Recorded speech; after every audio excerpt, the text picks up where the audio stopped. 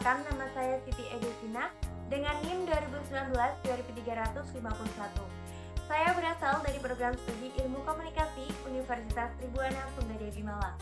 Di kesempatan kali ini, saya akan mempresentasikan tentang sejarah praktik standar wawancara yang berada di luar negeri. Nah, di sini juga sudah ada pertanyaan bahwasanya apakah seorang wartawan itu membutuhkan catatan atau tidak sih ketika wawancara? Nah, mari kita ulas bersama-sama. Jadi sebenarnya ada beberapa banyak pendapat dari wartawan yang menjelaskan tentang hal ini. Karena dulu ada yang namanya tokoh yang bernama Frederick Weil. Dia ini pernah mewawancarai seorang kepala rel kereta yang berada di pusat New York, yaitu yang bernama Change the View. Nah, ketika itu dia membuat catatan atau menuliskan semua apa yang dikatakan oleh si Change the View tersebut ke dalam bukunya. Jadi dia menuliskan apa saja. Jadi si narasumber itu mengatakan apa, dia menulis itu semua. Nah, tetapi pada kenyataannya si Frederick Weil ini itu tidak lebih baik daripada wartawan-wartawan yang lain. Karena pada dasarnya mereka yang tidak menggunakan catatan itu juga bisa membuat berita. Nah, jadi di sini Frederick Weil juga pasti punya pikiran bahwasanya berita itu berarti tidak melulu dong membuat catatan. Nah, karena wartawan lain itu tidak membuat catatan, tapi dia bisa membuat sebuah berita itu. Nah, kemudian ada seorang tokoh lain juga, ini bernama Joseph N.T. Schuller. Dia mengatakan berbeda dengan Frederick Weil. Dia mengatakan bahwasanya ketika wawancara itu tidak perlu membutuhkan yang namanya catatan, tetapi seorang wartawan yang baik itu perlu yang namanya mempunyai daya ingat yang baik. Seorang wartawan yang baik itu perlu mempunyai daya ingat yang baik sehingga bisa merekam semua omongan si narasumber tersebut. Jadi berita yang diangkat pun itu juga akan semakin akurat. Itu menurut si Joseph N.T. Schuller. Jadi catatan itu nggak penting, yang penting adalah wartawan itu punya daya ingat yang baik. Tetapi seiring perkembangannya zaman itu ada juga yang namanya stenografi. Nah, stenografi ini sendiri itu sangat terkenal sekali dalam lingkup wartawan karena pada zaman dahulu tidak ada yang namanya gadget. Kalau sekarang kan pasti ada yang namanya tape recorder, bahkan gadget yang bisa dibawa kemana-mana, kemudian ada yang namanya kamera. Tapi dulu lebih menggunakan stenografi dalam mencatat gagasan-gagasan dari narasumber tersebut. Stenografi itu sebenarnya apa sih? Nah, stenografi itu sebenarnya berasal dari bahasa Yunani, yaitu berasal dari dua kata, yaitu steno dan graphein. Steno itu artinya tepat atau pendek, sedangkan graphein itu artinya tulisan. Jadi stenografi itu adalah tulisan yang cepat. Nah, yaitu cara menulis yang cepat. Dengan menggunakan apa?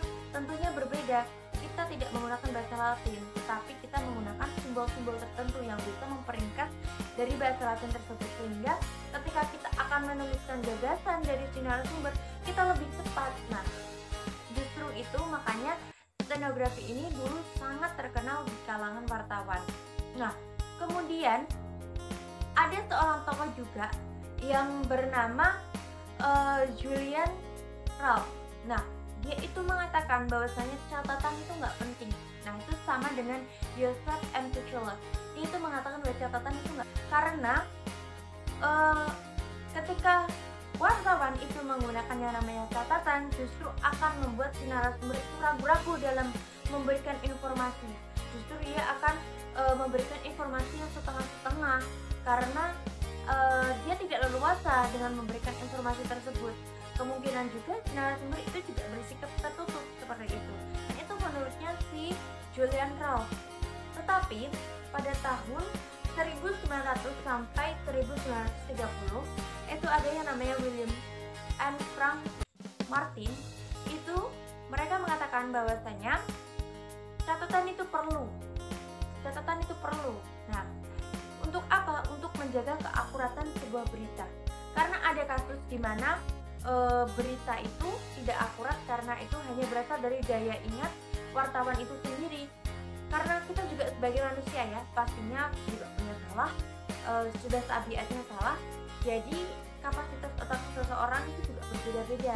Jadi mungkin saja itu yang mengakibatkan berita tersebut tidak akurat. Nah, jadi si William and Frank Martin ini tidak setuju bahwasanya kalau wartawan itu tidak membutuhkan catatan.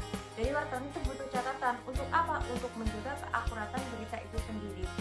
Nah, kemudian pada tahun 1930 di Eropa itu pernah didesak untuk tidak memakai catatan.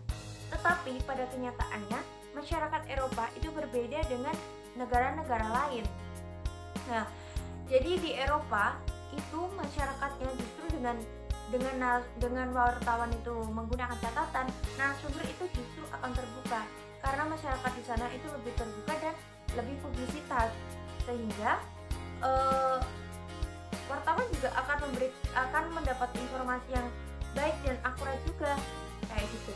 Nah, berbeda dengan negara-negara lain yang justru masyarakatnya itu lebih cenderung tertutup dan mungkin ragu-ragu ketika memberikan informasi tentang sesuatu itu. Nah, jadi sebenarnya catatan itu juga diperlukan ketika memang ada gagasan-gagasan yang penting, karena takutnya itu lupa atau keluar dari pembahasan dari berita itu, akhirnya gagasan itu harus ditulis. Tapi berbeda ketika cuma kita mewawancarai untuk mencari tahu tentang latar belakang seseorang. Itu kita bisa menggunakan daya ingat kita untuk menangkap, untuk merekam apa yang dikatakan oleh si narasumber. Nah, kemudian gaya kepenulisan cetakan dalam berita itu juga melalui perkembangan tertentu. Nah, jadi di zaman dulu pada awal-awal berita itu dicetak dengan dengan Q&A atau question and answer, yaitu dengan bahasa yang lugas.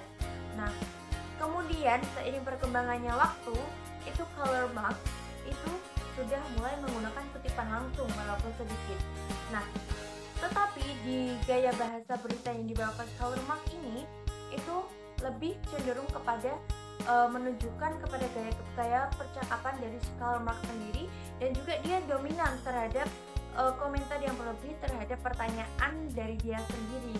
Tetapi pada akhir paragraf dia itu memberikan kutipan langsung dari narasumber tersebut. Nah, kemudian seiring perkembangan zaman mulai sekarang, nah ini sudah banyak sekali wartawan juga ini ya, kalau di zaman sekarang itu sudah menggunakan gadget untuk merekam, untuk segala gagasan yang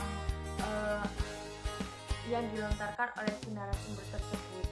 Nah, di cetakan yang sudah semakin modern ini itu sudah menggunakan kutipan langsung, di mana berita sekarang itu ya seperti yang kita lihat sekarang, bahwasanya berita sekarang itu lebih rapi dengan memberikan kutipan-kutipan langsung. Nah, mungkin itu sekian tentang sejarah praktik standar wawancara. Semoga bermanfaat. Wassalamualaikum warahmatullahi wabarakatuh.